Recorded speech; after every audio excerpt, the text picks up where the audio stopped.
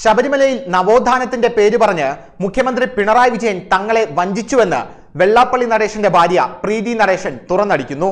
നവോത്ഥാനത്തിന്റെ പേരും പറഞ്ഞാണ് വനിതാ മതിൽ സംഘടിപ്പിച്ചത്. എന്നാൽ വനിതാ മതിലിന് ശേഷം രണ്ട് സ്ത്രീകളെ സർക്കാർ ചതിയിലൂടെ മല ചവിട്ടിച്ചു. ഇതിൽ താൻ വളരെയധികം അസ്വസ്ഥയാണെന്നും പ്രീതി നടേശൻ കൂട്ടിച്ചേർക്കുന്നു. നവോത്ഥാന പാരമ്പര്യങ്ങളല്ല, മറിച്ച് ആചാരം സംരക്ഷിക്കുന്ന ഒരു സംഘടനയാണ് തങ്ങളുടേതെന്നാണ് പ്രീതി നടേശന്റെ വാദം.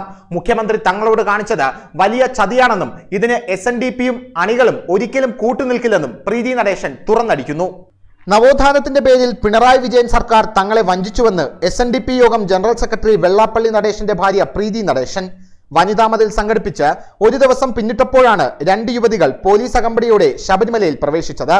ഞാൻ ഇതിൽ വളരെ അസ്വസ്ഥയാണെന്നും പ്രീതി നടേശൻ പറയുന്നു. ഇതിൽ ഒരു നവോത്ഥാനവുമില്ല. SNDP യോഗം വിശ്വാസികൾക്കൊപ്പമാണ്. ക്ഷേത്ര ആചാരങ്ങൾ പിന്തുടരുന്ന ഒരു സംഘടനയാണ് തങ്ങളുടേത്. സുപ്രീം കോടതി വിധി പുറത്തു വന്നതിന് പിന്നാലെ ഞങ്ങൾ നിലപാട് വ്യക്തമാക്കിയതാണ്. ഞങ്ങളുടെ കൂടെയുള്ള യുവതികളാരും ശബരിമലയിൽ പ്രവേശിക്കില്ലെന്നും പറഞ്ഞിരുന്നു. ചില ആക്ടിവിസ്റ്റുകൾ പോയേക്കാം, എന്നാൽ വിശ്വാസങ്ങൾക്കും ആചാരങ്ങളും പിന്തുടരുന്ന ഒരു യുവതിയും ശബരിമലയിൽ പോകില്ല. വിശ്വാസികളെ ഏറെ വേദനിപ്പിക്കുന്നതായിരുന്നു ശബരിമല വിധി. ശ്രീനാരായണ ധർമ്മം പിന്തുടരുന്നവരാണ് ഞങ്ങൾ. ആർത്തവത്തിന് ശേഷം ശുദ്ധിയോടെ 7 ദിവസങ്ങൾക്ക് ശേഷവും മാത്രമേ ക്ഷേത്രത്തിനുള്ളിൽ പ്രവേശിക്കാവൂ എന്ന് ഗുരുസ്മൃതിയിലും പറയുന്നുണ്ട്. ക്ഷേത്രത്തിലുള്ളവരാരും പല്ല് തേക്കാതെയും കുളിക്കാതെയും ഒന്നും അമ്പലത്തിൽ പോകാറില്ല. അതുപോലെ ഇതും ഒരു ആചാരമാണ്. ഇത് അന്ധവിശ്വാസമൊന്നുമല്ല.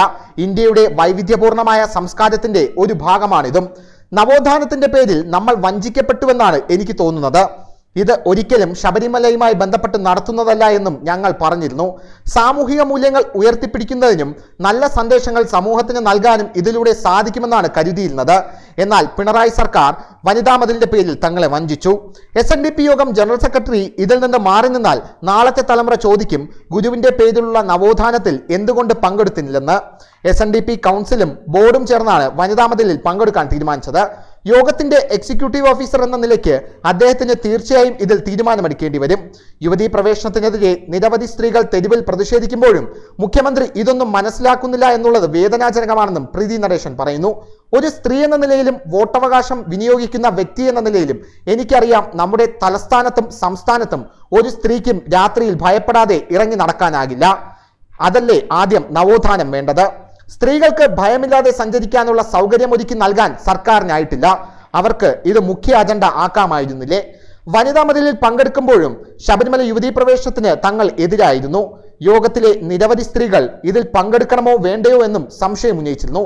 ജനറൽ സെക്രട്ടറി വിളിച്ചതുകൊണ്ട് മാത്രമാണ് അവരെല്ലാം ഇതിൽ പങ്കെടുക്കാനായി എത്തിയതെന്നും പ്രീതി നടേശൻ തുറന്നടിക്കുന്നു. News desk, Malayalam express.